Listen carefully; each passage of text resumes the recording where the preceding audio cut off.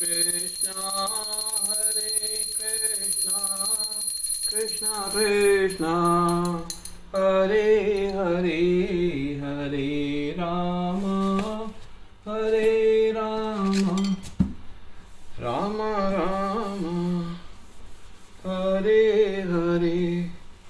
गोविंद बोलो हरि गोपाल बोलो राधा। आज हम श्रीमद् भागवतम के तीसरे स्कंद का पेज 38 पढ़ने वाले हैं। यहाँ तक कि 5 वर्ष की अल्प अवस्था में भी श्री उद्धव पूरी तरह श्री कृष्ण भावना में नमग्न रहते थे। उनकी माता उन्हें भोजन के लिए पुकारती रहती, परंतु वे श्री कृष्ण की गुड़ियाओं को सजाने, खिलाने और उनकी पूजा में तल्लीनता के कारण उन्हें ब्रह्म और जगत की कोई सुधबुध नहीं रहती थी। नित्य सिद्ध भक्तों के ऐसे ही लक्षण होते हैं। जन्म से ही वे उद्धव के हृदय में श्री कृष्ण की सेवा की सहज प्रवृत्ति थी। अंततः कुछ समय पश्चात उद्धव द्वारका के विचारों से बाहर निकलकर अपनी ब्रह्म चेतना में लौटे। मधुर वचनों से विदुर जी के प्रश्न का उत्तर देते हुए उन्होंने कहा, श्री कृष्ण रूपी सूर्य इस संसार के क्षितिज में अब अस्त हो चुका है। अब हमारे कुशल क्षेम के बारे में क्या पूछना।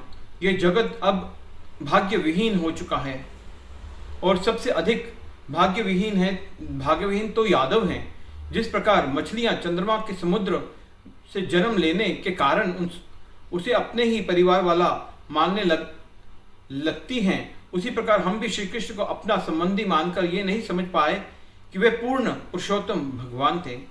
यह कहकर उद्धव शोक करने लगे। उन्होंने आगे कहा, महाराज युधिष्ठिर ने राजसूय यज्ञ में समस्त देवता उपस्थित थे। वहां श्री कृष्ण के रूप सौंदर्य को देखकर उन्हें लगा मानो वे ब्रह्मा जी की सृष्टि की सर्वोत्कृष्ट रचना है।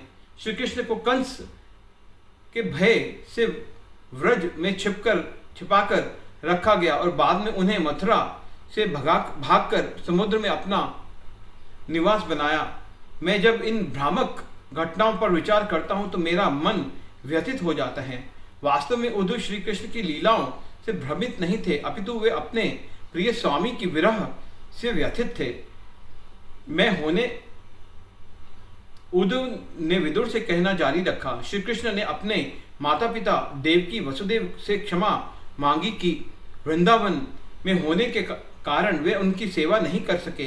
भगवान का यह व्यवहार मेरे हृदय को दुखी कर देता है। विदुर जी,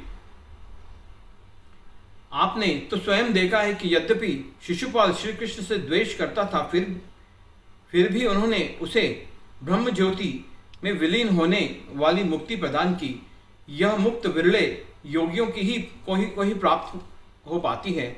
भगवान से विरह को भला कौन सहन कर सकता है। कुरुक्षेत्र की युद्ध भूमि में अर्जुन के तीक्ष्ण बाणों के प्रहार से जिन योद्धाओं ने श्री कृष्ण को के मुख कमल को देखते हुए अपने प्राण त्यागे, उन्होंने तत्क्षण भगवान के धाम को प्राप्त कर लिया। श्री कृष्ण अक्सर महाराज उग्रसेन के सम्मुख खड़े होकर उन्हें समाचार देते थे।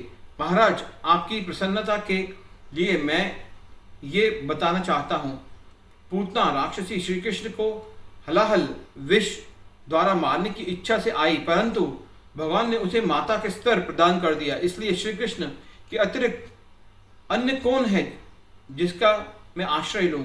वास्तव में असुर वर्ग भक्तों से अधिक भाग्यशाली है, क्योंकि भगवान से शत्रु भाव में युद्ध करते समय उन्हें गरुड़ पर आरूढ़ भगवान के अत्यंत मनोहर दर्शन प्राप्त होते हैं।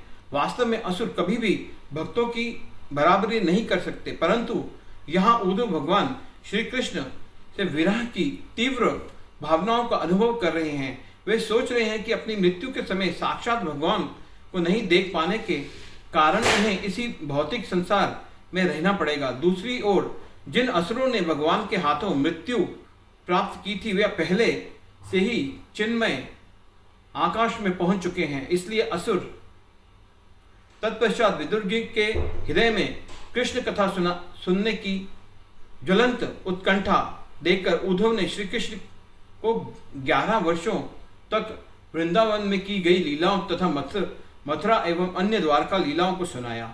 इस दौरान महाराज युधिष्ठिर संपूर्ण पृथ्वी के सम्राट थे और भगवान श्री कृष्ण उनके अधीनस्थ राजा के रूप में द्वारका पर राज्य कर रहे थे। हरे कृष्णा कृष्णा।